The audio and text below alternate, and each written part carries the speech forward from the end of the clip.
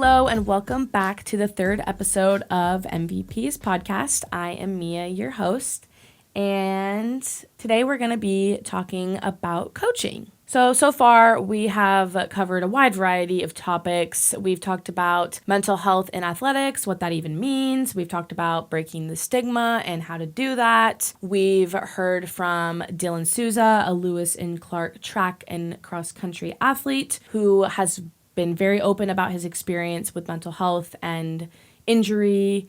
We've talked about coping with these injuries, and we've overall just gained a little bit of a better understanding of how and why mental health is important in athletics. Now, for today's episode, I thought it would be interesting and insightful to bring a little bit of a different perspective into mental health in athletics, and that is the perspective of the coach. As many athletes may know, coaches can be a huge influence on an athlete's athletic experience. Coaches can serve as role models, leaders, and overall can help foster the love for the student athlete's game. But on the other hand, the coach can also have a very negative impact on the student athlete's experience, specifically their experience with their mental health. And ultimately, students may quit their sport due to this reason. In an article by globalsportmatters.com, one of the main reasons why college athletic departments struggle to protect their athletes is because a clear definition is lacking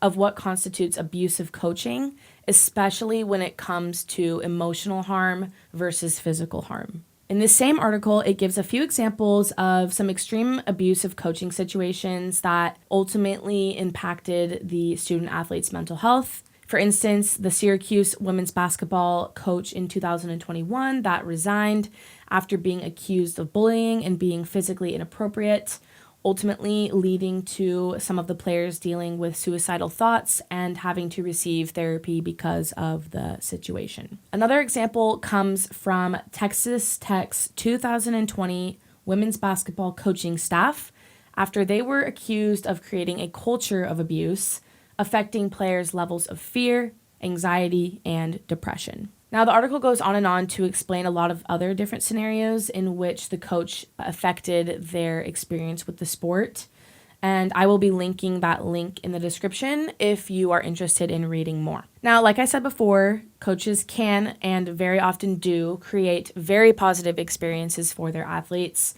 by creating cultures where verbal and physical abuse is absolutely not tolerated and where mental health of athletes is taken into consideration. Take Coach Dan Hurley, for instance. Dan Hurley is the head coach of the men's basketball team at the University of Connecticut, or UConn, who just walked away with another NCAA championship, making them back-to-back champs.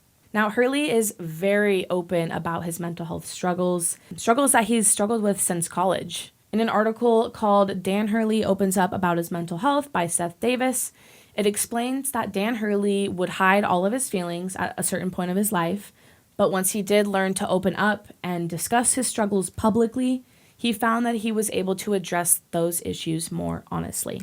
So here he's using his voice to help break that stigma, which is obviously something that I love, and overall his motivation to break the stigma surrounding mental health in athletics is something that I really look up to as a former athlete and hopefully a future coach. And it is also something that I hope that other coaches are appreciative of. Now, I'm not quite aware what UConn's training looks like on a day-to-day basis, but I do think it is safe to assume that Dan Hurley is the type of coach that would be there for the athlete, especially when it comes to topics surrounding mental health.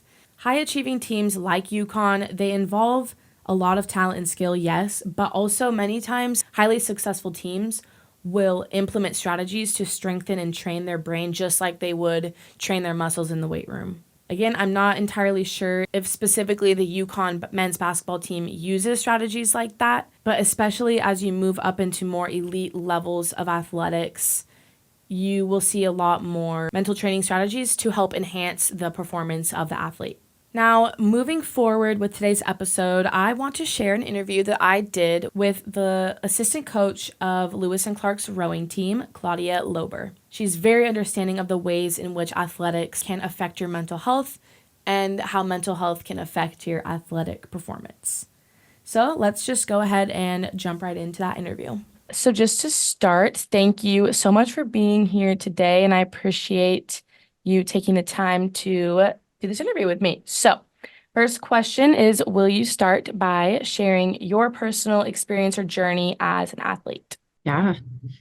So I've been rowing half of my life at this point, actually, literally since 2005. I played a couple other sports when I was in high school, but rowing was the one that really kind of captured my attention. And so I did it all 4 years. And then I went and did it in college. I competed at Temple University in Philadelphia. So my collegiate experience was at the D1 level, which was intense, but it was also awesome. I loved it. It was incredibly valuable for me at a really formative time, and a big growth time. So little all over the place. I had like 7 competitive coaches in 8 years of competitive rowing, which was really interesting. And I started coaching right after college. I graduated with a fine art degree and didn't really have a direction. So was doing the coaching thing on the side, and it kind of just became a full-time thing. So I've been in it almost accidentally for about a decade in my professional career as well. Wow, cool. Rowing, I don't know too much about it, but I know it's a lot of work. Thank you for sharing. It sounds like you have a lot of memories and love for the sport. So that's awesome. So, with your coaching experience, can you share what your coaching philosophy is and how it shapes your approach to leading a collegiate team? Yeah, Lewis and Clark actually my first coaching experience with college students. So previous to that, it had been as a college student and then coaching adult rowing programs, and then working tangentially with youth.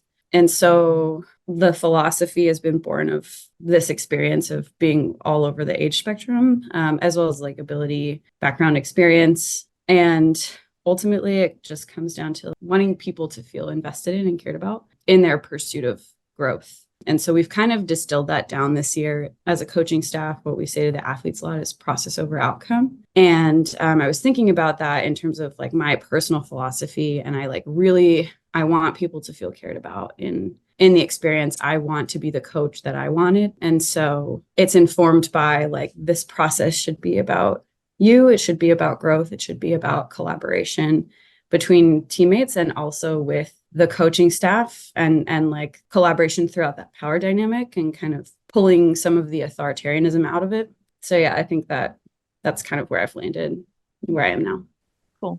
I love that. I love the philosophy. It goes perfectly with MVP's mission of being holistic and, not just outcome, but process, and applying what you're learning through the physical part, but also applying it to other aspects of life. I think that's super awesome. And yeah, I love the process over outcome philosophy that the team does. I think that's really important. Yeah, it's a work in progress, I think, but something we've really tried to emphasize this year in particular, and in like less words, we've tried to emphasize it in previous years, but we were able to really kind of like wrap it up into that catchphrase. Yeah, So mission statement. yeah.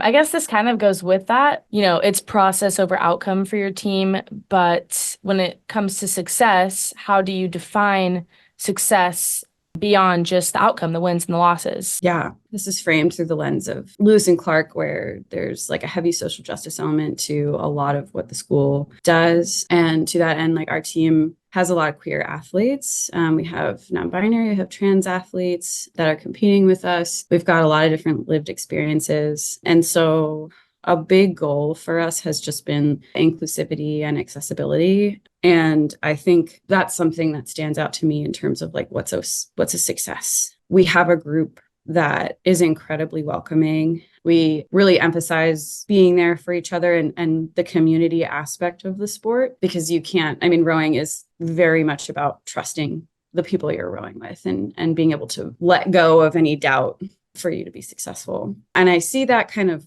ripple out in that, we've had students, go through these really big identity changes and through a lot of growth throughout their college experience and find, this sense of self that they then can bring into other coaching jobs. We've one athlete who's moved on to a coaching job and is now like very openly non-binary and trans and is being that person for other athletes, and is like hopefully creating that space for other athletes to be authentic with themselves and with their peers. So that for me is like kind of always the North Star, is that I'm like, what is the impact on our spheres of influence? How does that ripple out? I like it. I like of course, everybody likes to win, but there's more to that than to sports. There's more to sports than just the winning and the losing. But I do know that rowing can be quite competitive, like many sports can. But when it comes to coaching student athletes, how do you balance that super competitive aspect of the sport with the overall well-being of the athletes? And I say I have a lot of conversations with our coaching staff around this. So I'm probably going to frame it as we a lot of the time. We're typically trying to have them look at a big picture. I think Lewis and Clark is a very high performing school. A lot of the students that are attending have learned how to be high achieving and have been taught to aim really high, which there are pros and cons to that. And so a lot of the time, it's the philosophy of like the bigger you're shooting for, like the farther you can fall. And so they'll sometimes let things become really big for them. And what we're trying to do is have a safety net there so that they can fail and have there be a lesson in it, or, something to help pick them up from that. And so we try to foster competition within the group in a way that is pushing them to be the best version that they can be at this time, and to be pushing the people around them rather than having it be sort of the like scarcity mindset of like, there's only this many seats and like we are only as strong as the person who's the alternate, and like that person makes what we're trying to do, makes the big goals achievable for us. So it is this, like the idea that like failing is encouraged, failing is allowed, failing is permissible. The safety net is there. We're going to catch you. We're going to help you find the lessons in what you're doing. That's awesome. I really, really respect that philosophy. And, I feel like a lot of coaching or athletic experience is, you're scared to fail because you might lose playing time. And like that is the reality for some people, like the coaches that don't have that similar philosophy and that mindset. And it can be very draining for sure for many, many people. Yes. Well, and I think Lewis and Clark is able to operate sort of in a less political way, maybe, where like at some of these D1s or at these different levels, your success is contingent on resources, and you can get resources based on that. And that can add a significant amount of pressure.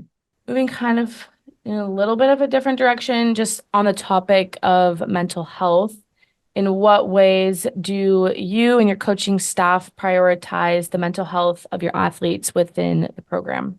We have tried to build that in structurally, by which I mean, like, we have a policy of if you need to take a sick day or a mental health day, as long as you're transparent about that with the group, we're not going to ask why. We're not going to be punitive. It's, again, as I mentioned, it's a high performing school. It's pretty rigorous academically in terms of workload. It's very high, and we have a very heavy STEM population on our team. Lots of kids in these like really dense majors, OChem, biochem. Like, I'm an art person, so it's like woo. With all that being said, we try to give them autonomy over themselves. I think through the school system, you're taught like you have to ask to go to the bathroom, right? And you need to get permission for things like that. And what we're trying to do is build accountability to teammates in that. Like, if you're canceling, that's 7 or 8 people who are now like may not get to row if you can't row this 8.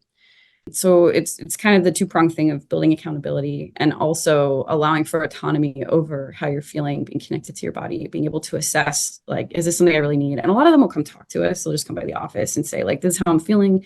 Kind of want to take a day off in the week. Can I do that? And we'll sort of work with them to figure out where in the schedule that would be best. We have it's an endurance sport. So the training plan is designed in advance, and we kind of have this long-term view of it. And, it's like, okay, if you miss this day, it's a lower intensity day. It's something you could make up feasibly versus this high intensity thing you should probably be at. And so we try to work with them around what they're feeling, how to manage it, what those things are. I think we also, a lot of rowing programs will row in the morning, and we pull back from that in order to have a team so that they would want to stay with it. They have a break in the afternoon. It's like being in your body, that sort of thing. Well, it sounds like you've fostered this environment that student athletes do feel very comfortable in approaching their coaches and like asking for that help in a way. And it's not like explicitly help, but it's just communication. Like on both sides, it helps out both rather than canceling day of or, an hour before practice. Like if it's communicated, I think more coaches would be willing to work with the athletes. Yeah, just communicating your coaches. I think it should be more normalized. But yeah, well, it's a skill as well that you have to build at coaches. I know there's a level of intimidation that just kind of naturally exists from the authority position. And we sort of are constantly saying to come talk to us. We like put that messaging out there a lot, and we repeat ourselves a lot about it because we've had instances where somebody's making assumptions about standing or about kind of like how things, they're like writing the story before it's happening. And if we can have a conversation about that, we can kind of pull it back and be like, listen, this is actually where we're coming from. We're going to tell you. I think not all coaches are willing to do that. And that's a choice, but we're trying to be as transparent as possible about how we're operating, why we're making the decisions we're making, in service of that collaborative aspect of the way the team is run. What strategies or resources do you implement to support the mental health of your players, both individually and as a team? Relevant to what I just talked about, I think structurally we tried to build that in. I'm a bigger proponent of mindfulness. There was I think a coaching conference that I went to where they had talked about implementing mindfulness. I really enjoy the idea of being more connected with your body. I'm a woman and I've been socialized as such. And so there's this level of messaging, particularly women in AFAB people get around not listening to your body, putting your needs down in service of others. And so mindfulness is a great way to address that systemic issue, as well as some of the anxieties and psychological problems that people see. Anxiety is a future-oriented way of thinking, right? You're worried about things that haven't happened yet. And so mindfulness is a practice of being present and paying attention to what's happening in the moment and focusing more on that than on like what could happen and what might be down the line. So mindfulness was a pretty big one. We do a lot of, like we're trying to introduce people with pronouns. We do team building exercises to try to like make sure that the community is built and like that's the foundation. You have people you can rely on within the community. A lot of time we will also utilize school resources. I know that a lot of schools, let's say the resources are maybe not at an awesome standard, but they exist. And we'll try to incorporate those in. If somebody's really struggling, we'll connect them to resources that can potentially help them within the school's infrastructure or get them to some help outside of that. So I would say it's something that we do take seriously in terms of if somebody's telling us they're in distress or they're struggling, we're going to believe them and we're going to try to take measures to address it. Very comforting to hear. It takes talking about it and breaking the stigma around seeking help and mental health to, get people to think about those types of things. So I think it's awesome that the team really facilitates those types of conversations. Very important. Next, can you share a specific example of a time that you had to address a mental health challenge with an athlete and how you approached the situation? I will frame it in the sense of we've certainly had athletes in crisis, and I was coaching through COVID, and there were like everybody was kind of in crisis that whole time. And there were, we sort of made jokes to each other among the coaches that like we were crisis counselors rather than coaches, just in that really specific frame. But we definitely, I've had athletes in crisis that I have personally just like, I've talked to them. We talked through it and were able to have a conversation, think about some coping strategies and like calm them down in that moment. And then kind of I'll check in a lot of the time. I've had other instances of athletes in crisis where we connected them to resources on campus. And, we've been permissive around a parent coming to town and pulling them out of things for a little bit, and like having that comfort figure there just to help them, and being like, we'll take the time you need. We'll integrate you back in when you feel like you can handle the load. So it's pretty case dependent, I would say. We have a program at the school called the WIN network, which is the Welfare Intervention Network. And that's kind of this system of like a coach might submit a report, and, it alerts other offices at the school that this person is in crisis or is approaching crisis and may need extra support for an extended period of time. We also will try to help them get accommodations for school, for their classes, and point them toward the Office of Student Accessibility so that they can be communicating with professors, perhaps in a facilitated way if they're struggling to do that. Like, we can help facilitate those conversations and essentially just try to ensure that there is sort of this wraparound care for that person as they're going through what they're going through. I love the utilization of like all the different aspects to handle all the other components, because a lot of people, they'll think about the taking time off aspect, but then like how that is going to affect academically, and it does create this ripple effect, and then like the social aspect, and there's a lot of layers to it. So I think it's important, the networking almost of using your networking abilities and connections to help a person out. I think it's awesome to hear. How do you foster a culture of openness and trust within your team environment to encourage players to seek support for their mental health? I think this kind of, I'm going to try to speak for myself, where this kind of goes back to my philosophy of, I'm a big proponent of building rapport with the students, and building a trusting foundation with them, and trying to make them feel cared about, because I want them to see me as a resource and to feel like that's a relationship they can trust to be vulnerable with. Because I think our culture generally in America is so individualistic. You're supposed to be able to pull yourself up by your bootstraps, just be able to do it by yourself, right? And when we talk about mental health, I think there's a really serious need for conversation around community care and the way that the systems are designed to isolate us and keep us from that care. So I think because of who I am, what my interests are, and that I am actively studying to become a counselor, and like that is a goal of mine. I'm interested in psychology and philosophy.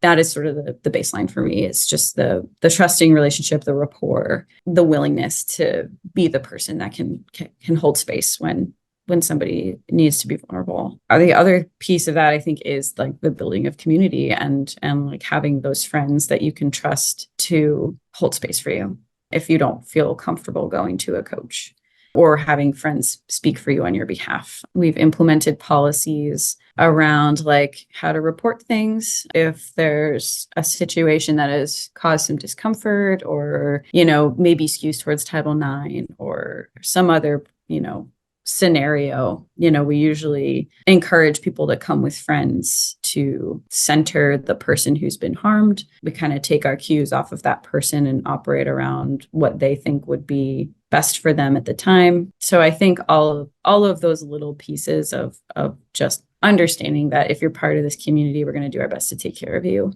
And we can only do that if you are willing to tell us or what play a role in how we try to enforce that in the team culture. I like that. I think, again, to add to like the community aspect of it all, within the community, if somebody is vulnerable and does show that side, for some people, it allows the feeling of like, oh, I can do that too, if they could do that. So I think, yeah, it's super important to create communities that have those types of conversations, just to further break the stigma and normalize those types of conversations, because it's so normal to have mental health issues. Like, yeah, can't emphasize it enough, but yeah. Well, and there's systemic roots too, and sometimes it looks like empowerment, sometimes it looks like call-ins, where we've had some gender stuff this year that's been a problem. And, there have been pretty honest conversations, or just sort of like the conversations that were like things, this is kind of a gross analogy, but it's how my brain thinks, is like you're disinfecting the wound and allowing people to express what they need to express, while also saying, I need you to be more reflective about this, and I need you to be aware of the impact of this on the people around you within your sphere of influence. How do you encourage your athletes to prioritize self-care and mental wellness amidst the demands of academics and athletics? I will speak for myself again. I think I tend to maybe operate slightly outside of like what the structure maybe would emphasize. A lot of the time I try to help them think big picture, where it's like a big mantra that I've used for myself and that I give to them. It's just that good enough is good enough. And like, you just need the paper. I know some of them have grad school aspirations and the grades count for more there, but also like good enough is good enough. Meet yourself where you are. I think it can be hard to advise around self-care within a structure that is prioritizing like grinding. And we're seeing that a lot. It's late semester. Like a lot of kids are burned out a little bit because the workload's really hard and rowing is hard. We're in our competitive season. So yeah, I mean, I will always encourage them to be in their bodies. I will encourage them to reframe things in a way that helps them see what the potential benefits or positives are. Community, relying on your community. And again, like I think a lot of people are their own harshest critics. So just like allowing grace for oneself. Yeah, grace a little bit can go a long way for sure. Yeah. Thank you for sharing. Kind of wrapping things up, what changes or initiatives do you hope to see within collegiate sports to further support the mental health of student athletes? I think education is power around this. Us having conversations is really good. I think I would love to see sports as collaborative. I think building up the really good examples, Dawn Staley comes to mind as like somebody who is just doing it all right, even at like that really high competitive level, prioritizing relationships and community as well as performance. I think my biggest problem with the NCAA is the way it turns students into products. And that drives me absolutely bonkers. I know there's a lot of lawsuits for the NCAA right now around name, image, likeness, that sort of thing. Like things seem as if they are going to change. I would love to see coaches get more support in terms of like actual livable wages. I think coaches with education and support can be a huge resource for students, and sports are like a really transformative experience if they're good, if their environment is good. And as an assistant coach, it's so hard to make livable wages. Grad assistants make pennies. A lot of head coaches really aren't making super livable wages based on where they are, for cost of living in cities versus in more rural areas. So a lot of my answers around this, I think, would be systemic changes to the way that sports are treated as products. You would think, I mean, obviously it's a little bit different on like a D1 level, but like you would think with how many students go to college for the purpose of continuing to play their sport, because not many people get to, you would think that there's a little bit more support in place for both the coaches and the students. But even in the past 4 years, I have seen like some pretty good changes. Obviously, it could be more, but it's a slow process. But it does seem like, a lot of news stories are coming out about mental health and athletes. And yeah, it's nice to see, the conversation being circulated a bit more, just to keep talking about it and normalizing it. I mean, and even like, I think the D3 level is all about like egalitarianism, right? You're not getting money. Mm-hmm. And I actually find myself like the more I'm in it, the more I'm disagreeing with it, because these students are taking more on and are representatives of the school. And so if you're not going to give them scholarship money, at least give them priority registration times, or like make it easier for them to do what they have to do academically and be varsity athletes that are representing the institution. Like we are now, sports draw people to your school. It's a recruiting strategy. And so you need to be able to have that relationship be a little more reciprocal for the students who are competing. You're giving them the space to prioritize being a student over like, D1, like the athletics plays a really big role. But like, personally, I feel like these students are taking on more if they're competing and doing the academics. And so there should be certain allowances made to help them access resources that make their lives more manageable in trying to balance all of those things. That makes complete sense to me, but wish more people thought the same. Yeah. Well, I really appreciate you taking the time to meet with me. I know you are in season, but yeah, I really appreciate it. I really value everything you had to say, and I'm excited to share with the MVP podcast on YouTube. Awesome. Yeah, well, thanks for the invite. Great conversation. Yeah. Appreciate it.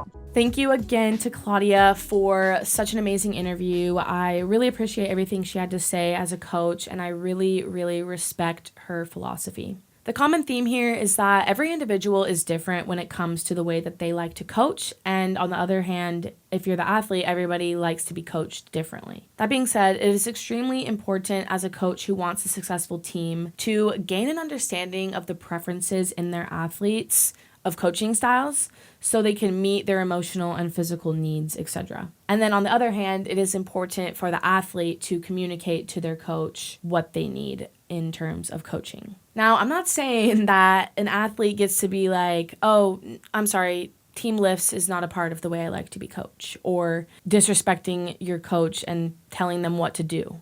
That's not quite what I'm saying, but what I am saying is, for some people, they thrive when their coach gets loud and verbal with them and it fires them up. But for some people, that can really cause the athlete to get into their head and therefore their performance might decrease. In most cases, there needs to be a healthy balance of feedback coming from the coach to an athlete to let the athlete feel supported in their sport. Now, that kind of just scratches the surface on the impacts that coaching can have on an athlete and their likelihood to continue playing the sport due to coaching factors. Overall, the athlete-coach relationship is one that can be an extremely meaningful relationship to both sides. As mental health begins to be more and more prevalent in sports and talked about, it can be an extremely valuable tool for coaches to be trained in various mental health topics, just to be there to better support their athletes and to create success with their team. All right, so that does it for episode 3. I really, really enjoyed this episode. I think for any coaches listening, it's just important to be aware of what college students are going through in today's day and how, different factors like social media have changed how it was, 20, 30 years ago. And just, facilitating those conversations and letting your athletes know that it is okay to talk about, and prioritizing communication within the team seems to be something that can create a lot of success. All right. Thank you so much for listening. I am excited for episode 4 to come out soon, and I will see you next time.